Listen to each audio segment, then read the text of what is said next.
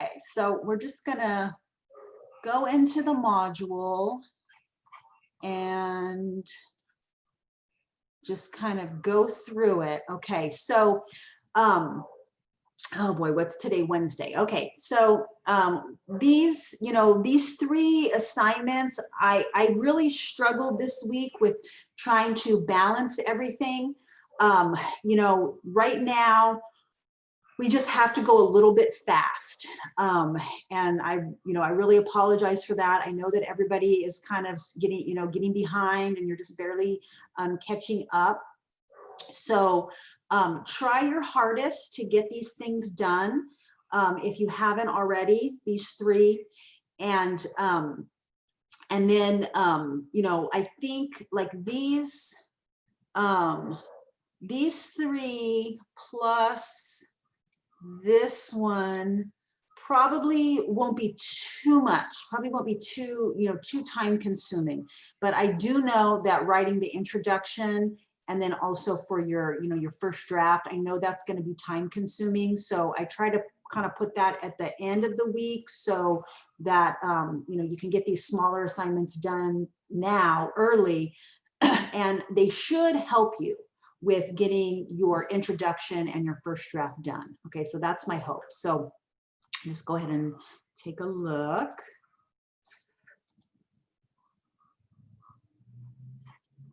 Okay, so on this one, you really are just going to be defining the banking model and the problem posing.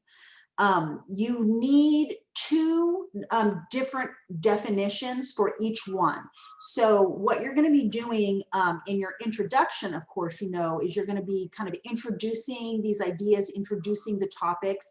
And so you just need to barely mention it and kind of say kind of like what it is. Okay, so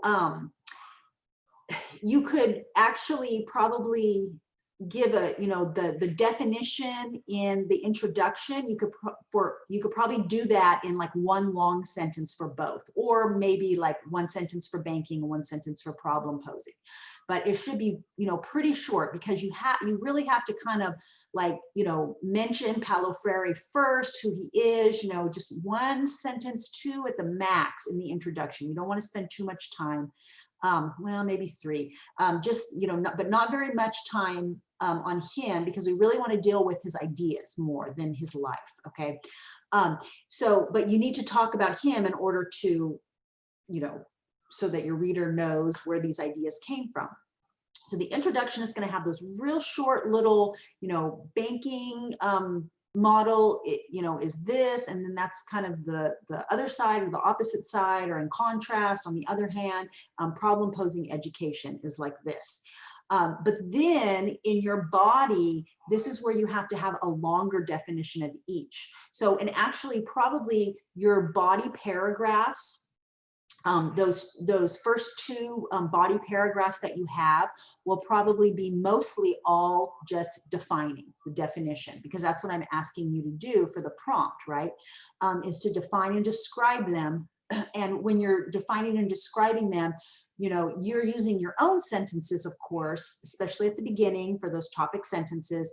And then you are going to pull some quotes. Okay, so that's where you need the quotes. At least one that really gives a good, description, if not a definition of banking, and one that really has a good description or definition of problem posing. Okay, so that's really, at this point, when you're going through Pedagogy of the Oppressed, you want to really kind of look for those quotes that you can take, that don't need a lot of explanation, that really say, like, exactly describe each method. Okay, and so my hope is that when you spend some time on this, that you can actually use these sentences when you go to write your first draft, or even your and some of them for your introduction as well. Okay, and then for your thesis statement, there's nothing to turn in here, but this is, just some things to think about and some things to read about for thesis statements, especially for those of you who haven't written a lot of essays before. You definitely can start with, I believe that, and then you're just going to say your sentence that you believe. A good trick into writing a thesis statement is to put that phrase at the beginning, and then, really think about like a clear statement that you believe, and then take that sentence off, okay? Or take that phrase, I believe that, take it off. And then what you're left with is usually going to be a very clear statement, although you could include I believe that in your thesis statement. Some teachers and some books will tell you that it's not a good idea to don't do that, but that's actually kind of like an old-fashioned way. So you might see that maybe like some older English teachers kind of teach that way, or some older books, and then like younger or English teachers that more recently graduated, they allow you to say the word I in your thesis statement, for example. That's not a problem. Okay. So once you have your thesis statement, then this is really about you reading through some different introductions. Okay, so I'm giving you these introductions, and these were written by students in my previous classes, and I think the dates are on there. It looks like the first one is February 2020. So this was just last spring semester. And so I've got 4 here. I've got this one here. This is a document that you can preview, or you can just click this and it'll, it's a Word document that you can open. And then I have a video. Okay, and so my video is just me just talking through it, telling you, basically answering these questions here. Okay, so you don't have to do anything for the introduction A. What you do have to do is to read B, C, and D. So these are all just the introduction paragraphs that were written by these three of my students from last semester. And so what I want you to do is just open them up, read them, and then you're just answering these questions about the background information. Is it clear? Does it make sense? Is the thesis statement clear? What else could you add or change? So these aren't all perfect. I didn't pick, the ones that are super perfect. A couple of them are really good. A couple of them have some problems. So remember that, okay, it's not all going to be, the answer is yes, everything's clear. So really think about it. And then when you're writing your introduction, you can use this as kind of a model, okay? So you can see the different elements that these students have put in their introductions. And of course, there's not only one way to do it. The goal is, or when you're writing your introduction, is everything should be centered around that thesis statement. The thesis statement is the most important sentence, but it might also be the last thing that you're able to write. So you really want to try to start out by just giving the background information, and you really have to think in your head when you're writing your introduction that you are writing to someone is going to read this that has never heard of Freire, has never read Pedagogy of the Oppressed, has never talked about any of this stuff, knows nothing about that. Okay, so it's not as easy to do, because now that you've read it and we've been talking about it, you've seen the videos on him, he's kind of in your head, and all this stuff is kind of in your head, but you really have to, think about explaining it to someone that doesn't know anything about that. They're starting from scratch, okay? And then just one more question here. What's confusing to you? And that's gonna help me to know what to give you for next week when we have to do the final. Okay. This is for the discussion for this week. And so what I'm hoping that you can do for this is to find some quotes, a quote,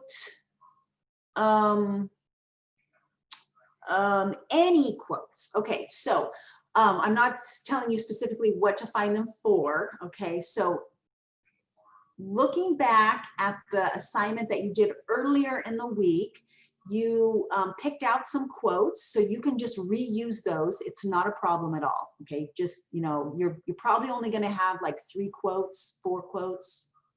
That's probably maybe 5 maximum that you're using. So these quotes that you're using, you can use them over and over again for these assignments. And so you're just gonna put them in here, and my hope is that we will have a list, a long list of different quotes that students from the class have picked out, and then also explained where they can use them, why they would want to use them, and put them in a citation sandwich. I'll be coming in here to make any corrections. If I see something like you're not using the quote grammatically, I might, help to, say it would sound better this way, so that hopefully you can come back to this discussion and easily pick out some quotes to use, and they have kind of the context rather than having to go, back, especially once you've started writing your essay, going back to the chapter 2, Pedagogy of the Oppressed, and looking for brand new quotes. Hopefully we'll have everything that we need here. That is what I'm hoping, at least. Okay. And okay, counter arguments. So counter argument is something that is required for this essay. What the counter argument is it's a rhetorical device. That means that it's a kind of like a strategy that writers use, and especially when they're writing an argument essay or a persuasive essay, it's this kind of like this tool or this like trick kind of that they use that makes your argument when you're using it stronger. Okay, so you have this opinion, and your job in an essay is to convince your readers that your opinion is correct, and anybody who has a different opinion is not correct. Okay, that's what you're trying to do here. So you have your opinion, but part of what you want to do, and what you can realize, is that, well, people are gonna, some people are just automatically going to have a different opinion. So what you want to do here is you want to kind of acknowledge that and say, some people think this other thing, but that's not right. Okay, so that's the important part, is the but or the however, where you turn it. So you want to present the other side's opinion, and you've got to make sure that you say some people, other people, these other dumb people, they don't know what they're talking about, and you don't put that in your essay, but these other people, what they're talking about, and then just 1 or 2 sentences really briefly on that. Make sure that it's clear that it's not your opinion. So that's where students make mistakes. Is they're writing their body paragraphs, and they have this one opinion, and then all of a sudden they put their counter argument in. It sounds like they completely changed their mind. So you have to be careful about that, and just make sure that you start those sentences with some people or other people, or people in the past, or educators in the past, or whatever. And then that you put that in there, and then you have to say, however, that is not true, or it is maybe true, however, it's not important, or it's not relevant, or it doesn't make sense. So you have to say why specifically it doesn't make sense, okay? And if you can do it, it's really strong. It's a really good technique that you can use in any essays going forward in the future. And especially when we do the research paper, it's something that you can definitely throw in there. There are many different ways of doing it. So what I'm asking you to do for this essay is to actually make a separate paragraph where you just put the counter argument in there. And that is a common, perfectly good way to do it, but there's other ways to do it too. Sometimes each body paragraph might have a part that's a counter argument. So you might have, something like where you have your you're talking about this one reason, and then some people might disagree with it. but it's wrong, and it's all included in the same paragraph, and then you just keep repeating that. So this is not the only way to do it, and we'll look at some different ways when we get to writing your research paper. But right now, I do have these pictures of people playing tennis and volleyball, and you'll see what I mean by that. It's like the way that you set up the argument, and then you can just smash it into the other person's face, or your people who don't agree with you. Okay, so I want you to just write a short counter argument. It may be something that you use in your final draft. It may not. I'm hoping that you can put it into your first draft when you turn in your first draft at the end of the week. So I will try my hardest to keep up when you turn these in. You'll notice that I'm really behind in grading right now. So I have a lot to catch up on. And after we end here, I have one meeting this afternoon, but other than that, I'm just going to be working on your essays. Essay number 1, getting those graded. That's my first priority. I just finished my other classes, and I'm about halfway through with yours, and then I'll release those grades, and then I'm going to go and try to keep up with these here. Okay, so I'm going to try my hardest, just making sure that you've said it correctly, because it's sometimes it's a little hard to get the wording exactly right, where it sounds like it's not your opinion. And I'll definitely be looking for this in your first draft. So try to include it in your first draft, because even if you're not sure, exactly how to do it, and you're a little unsure, if you just lay it out, then, and it doesn't really make sense, or it's not good in your first draft, I can tell you that and show you how to fix it. And much better to do that than to wait till the end and then not include in the first draft, put it in the second draft, and then it's not really good. Okay. Okay, so I do want you to give me your introduction and your thesis statement. And I've got it all broken down here. This is right from the prompt for essay number 2. This will take you back to the big page that has all the information about the essay, the page number, and everything that needs to go in the essay. I took this from the introduction part. So this is what you have for that. And yeah, for thesis statements, really what you want to do is you just want to say, what is Freire saying? And then, do you agree or disagree with it? Most students agree. Okay, a few, I've had students writing this essay for a few semesters now. A few students disagree, but most students agree. So you just have to kind of get like what in essence is his opinion, or one of his opinions, or his argument, and then you have to be able to write that clearly, and then say if you agree or disagree with it. Okay, that's the big part. Okay. And then I'm just going over the rubric here. It's really similar to the rubric for the first essay, but the points are a little bit changed. Okay. And then you're just going to submit your first draft. I do have this tutorial here that shows how to look at my comments. So I'm going to give you comments like this that are within the essay that you turn in, within the document that you turn in. There's a couple different ways. There's these little blue like pointer things, and then there's also some yellow highlighting. And so this explains how to do that, or how to look at my comments. So make sure that you're looking at those, because that way when you write your final draft, then you'll be able to make the changes. Okay, and then that should take us to the end of the week. Any questions about anything?